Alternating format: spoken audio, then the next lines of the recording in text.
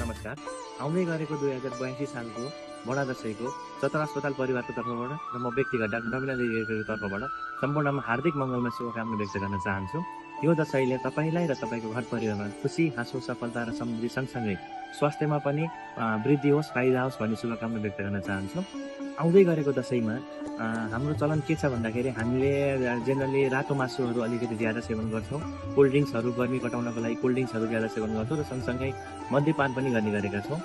यसपालिको दशैंमा चाहिँ हामीले अलिकति स्वास्थ्यलाई ख्याल राख्दै रातो मासुको सट्टा सकिन्छ भने सेता मासुहरू अथवा माछाहरू सेवन गर्न म हार्दिक विनम्र अनुरोध गर्न चाहे। रातो मासु पकाउँदै गरेको खण्डमा चाहिँ तेलहरू कम हालेर र सकेसम्म चाहिँ रातो मासुहरू कम खान विनम्र अनुरोध गर्न चाहे। सँगसँगै गर्मी काट्नको लागि कोल्ड ड्रिङ्क्सको सट्टा अथवा एक्सट्रिमको सट्टा चाहिँ दुध, दहीमहीहरू सेवन गरी यसपालिको दशैं मनाउन पनि आग्रह गर्न चाहे।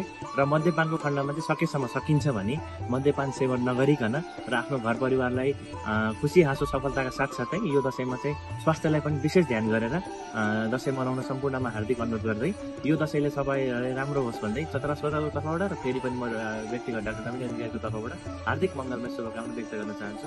हस्, धन्यवाद।